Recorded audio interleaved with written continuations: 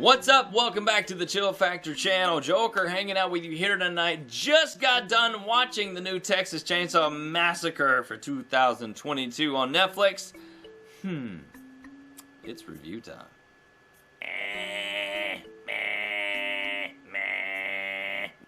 While you're hanging out with me, make sure you go down there. Hit that like, hit that subscription, hit that bell. That way you can hang out with us every single time that we add a new video to this channel. But tonight is all about the review of the new Texas Chainsaw Massacre 2022 from Netflix. Got a lot of things to say. Might have to pull out my notes and, teach a lesson or two.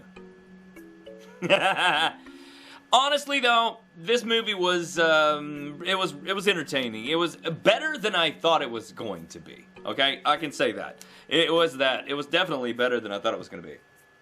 So, just a warning, spoiler alert, okay, on this video for real. I'm going to dive right in. I'm going to tell you guys what I think from the moment that the movie started. I started taking notes all the way to the end, okay? Okay, so in the movie, these, I don't even know, like somehow newfound rich, very young people, which threw me off automatically.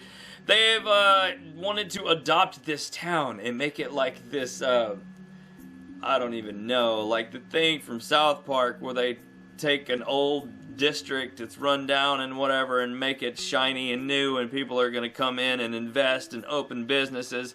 The only problem is, as far as I can tell, I think there's two people that live in this town. Just two. Okay, so I don't know who the hell is going to invest in property and everything that they want to do. So anyways, the plot's kind of iffy. I mean, let's just go ahead and put that out there. And evidently, one of the, businesses that these people are trying to do with whatever, who the hell knows, but it's supposedly like the orphanage for this town. In which, by the way, this was supposed to be a sequel. So, like, from 1974 till now, where's the family? First of all, where's the creepy family?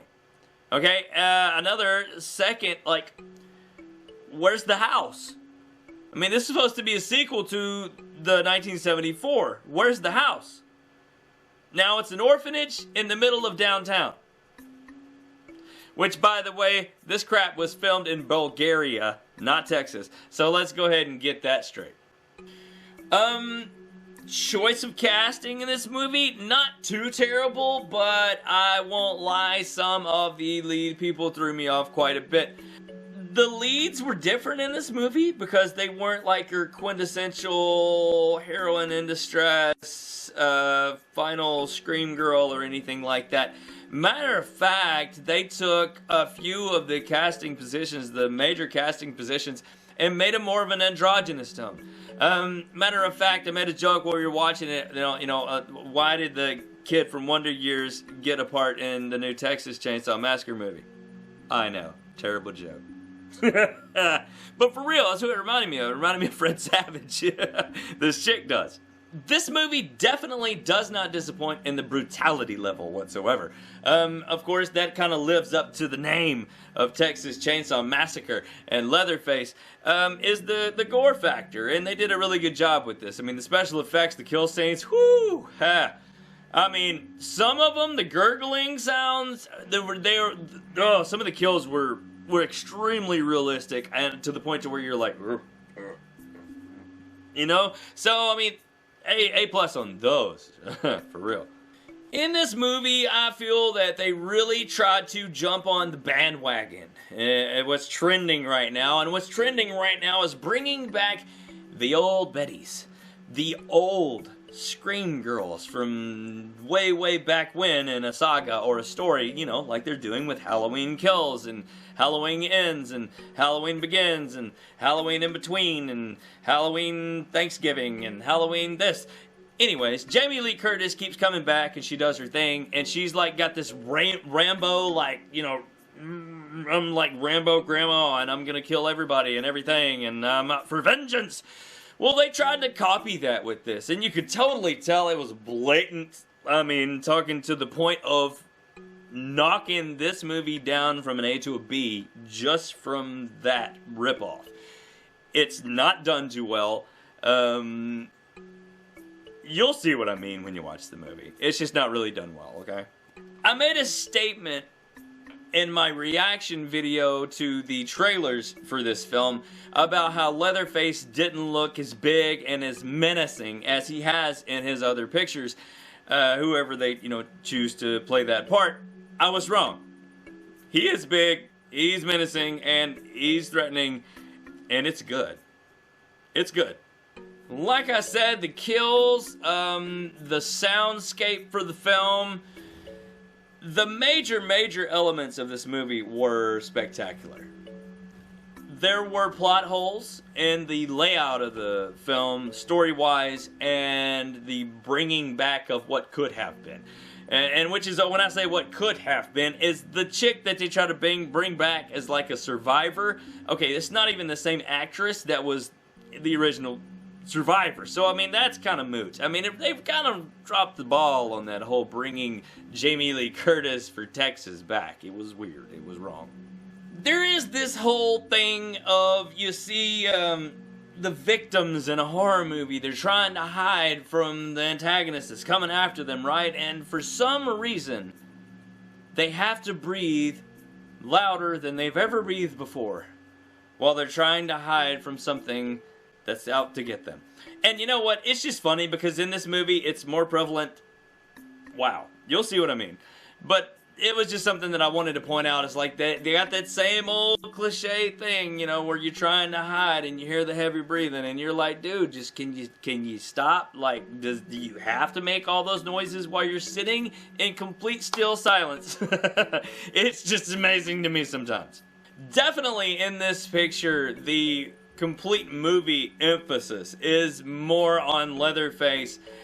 Definitely not on the family, and a lot more on the chainsaw itself.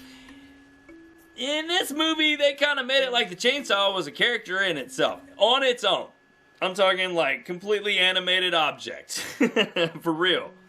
Not to say that's bad, but in this movie they definitely focus a lot on the chainsaw aspect. A lot of kills are done with the chainsaw, and let me go ahead and tell you, it jacks that body count up in this movie, I don't even know, a lot. I made a joke when we were watching the film. I make a lot of jokes when we watch movies. By the way, I'm pretty annoying to watch a movie with. Especially with movies that I can find flaws with. But anyways, in this one I made the joke that the old chick that they brought back that was kind of supposed to make the placement of the Jamie Lee Curtis in this one, she reminded me a lot of Alan Grant in Jurassic Park. With the hat and the weapon and the walking up and trying, and it was raining too, just like the T-Rex scene in Jurassic Park. It was too funny. Another thing that I want to add about this review is that they left it wide open for another one. So I expect to see another one. I really do, by the way they ended and wrapped this one up. And one more big spoiler that I have to put out there, and you will laugh whenever you watch the film yourself. At the end, they think they get away, right? They killed him by nicking his chin with the chainsaw he tried to kill them with. Okay. They're in the car and they're trying to escape. This chick had the audacity to hit the autopilot button in the Tesla or whatever the hell they're driving in this. Of course, so the autopilot's like...